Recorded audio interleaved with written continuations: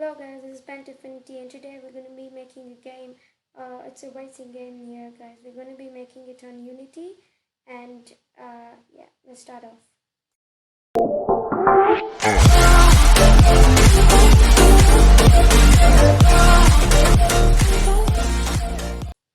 Yeah, so now I've opened the Unity Hub. Here I'm going to be creating a new project.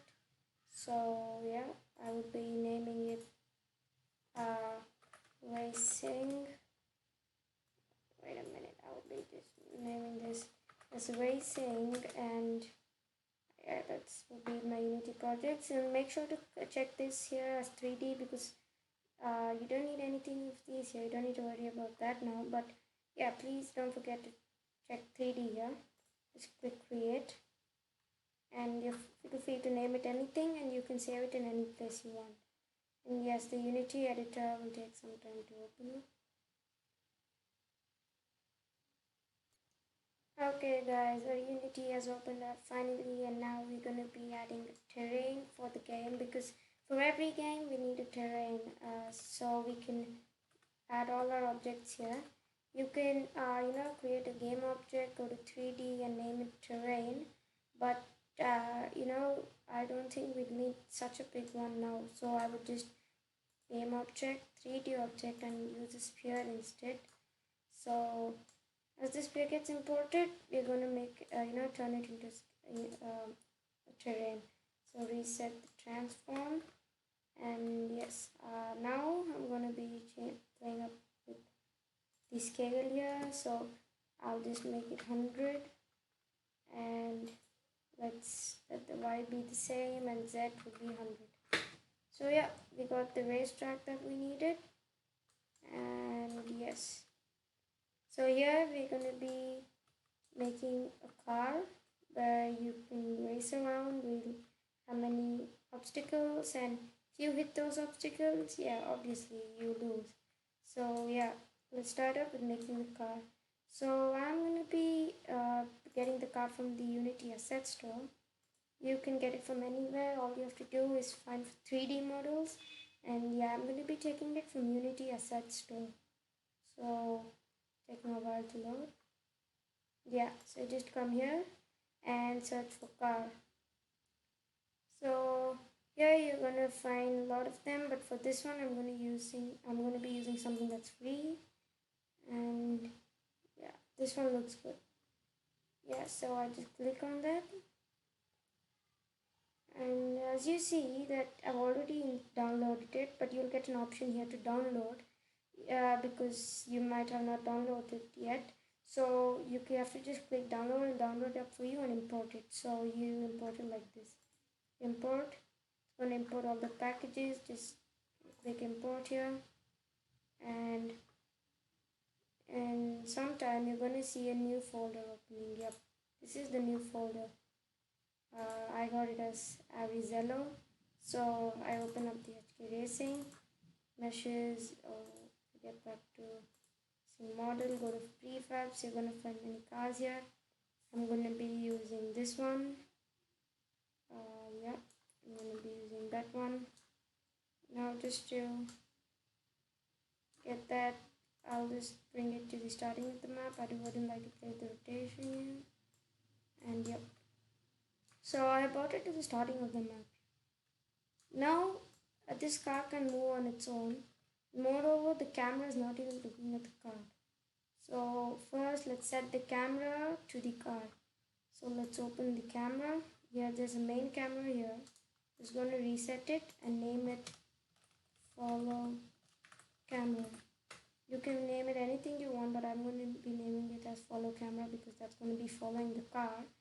And now I'm going to add a component. So we need a C# script to make it, write some code for it. So click on new script, and I would name it follow cam script. So it should create a script for us. Yep, it's taking time to get updated. Yeah, as you see the follow cam script here. Click on it and edit script. So that's going to be opening up Visual Studio for us. That's where we're going to be editing our code. So yeah, it's going to take up some time. And yes, Visual Studio is open. It's just loading.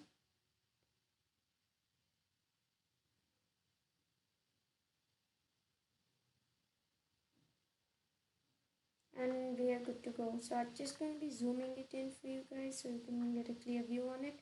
So now we wouldn't be needing the start now for now. So I'm going to be using it in the update. So what we need to do here is get the transform values of the car. So what I mean by transform values are the values of the car here, the position. See here the transform position. So we need the position of the car. So for that we need to be creating an object of it, of the car. So come here, public transform. That's what we need now, transform. And I would just name it car. And here, so an object of the car is being created. Yeah, next we have to, assign which model should be taken as the car in the Unity editor. For now, we have to set the position of the camera. So when there is a transform with the lowercase t, it means that it is the the transform values of the object which is attached to the script. So this script is attached to the the camera, so therefore this transform is for the camera. So the position of the camera, that's what this means, would be the position of the car. So that would be car dot position. Yeah, now if you do that and hit save and get back to the Unity editor, yeah, the Unity editor, and you play it, you should see that it would give you an error here. This says that variable car follow has not been assigned. So the object is created, but we don't know for which class do we need to create the object. So here it's asking for an object. So you just pull this car up here, put it here. So this task is making the instance of this particular car. So now if you see the position of the camera would have changed. Yes, it's at the transform of the car, but we want it to be a little more behind it. So we have to change the position in vector 3 values. So to do that, get back to Visual Studio. So we need a public vector now, vector 3. So public vector 3. Vector 3 is for 3D. I would name it vector for camera. That's a vector for camera, and we would be adding it with vector for camera. So this is telling us that the position of the camera should be it should be added up with the vector which we are going to be seeing now. So hit save again, get back to the Unity editor, and now you should see a difference here that you have this. So this is the X, Y, and Z axis. So we want it to be -5 in the Z axis. So it's going to go backwards, and 2 in the Y axis. So now if you see, you'll be able to see that we can see the car. So now our camera is fixed to the car, but we need the car to move, right? So we go to the car, we add a component, and that would be new script. I would name it movement.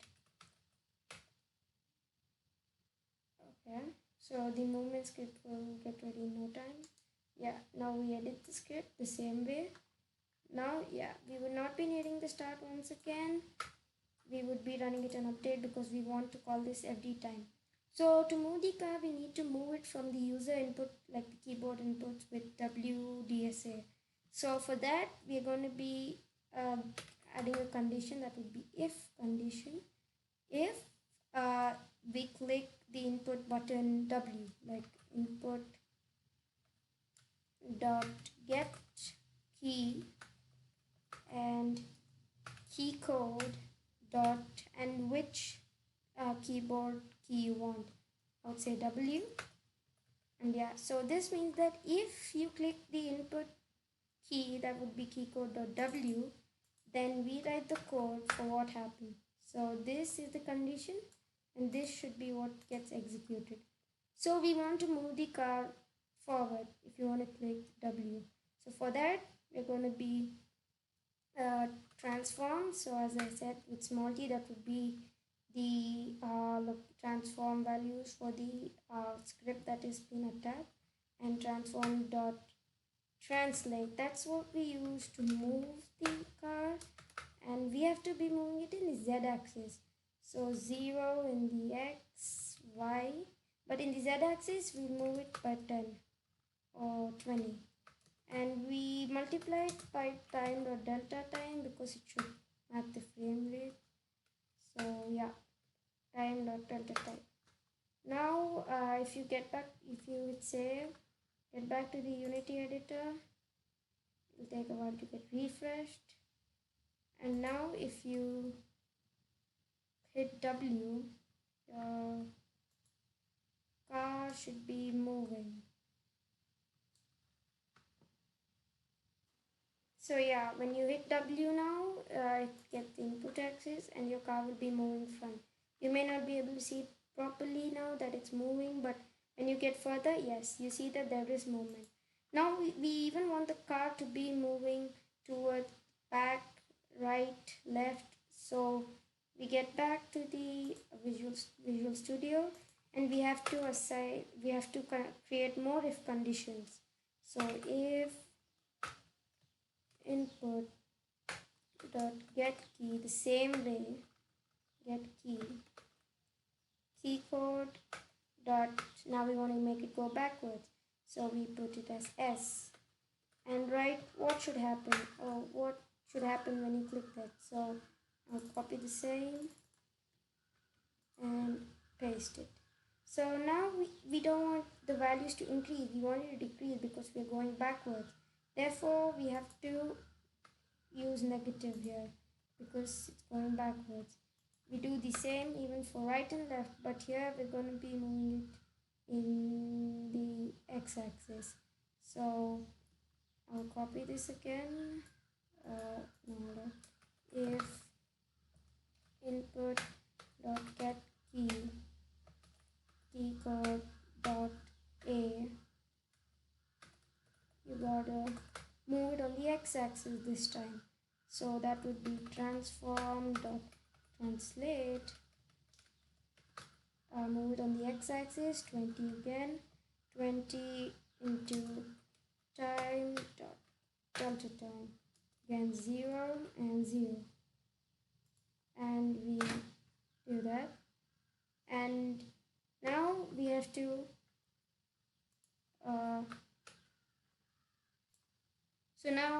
we have to again do it for, okay, so this for A we have to move it to the left. So in the x-axis, if you move it to the right, the value will increase. Therefore for the left it should be the opposite. Therefore we add minus there. And if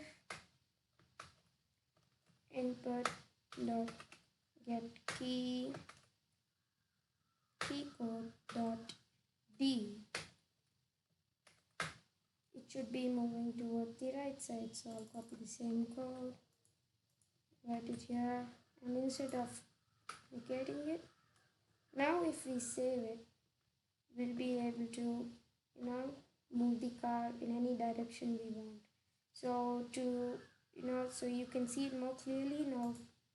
Let's just change the color of the floor so you can see something, and I'll add few objects so you would be able to okay, that's the cube.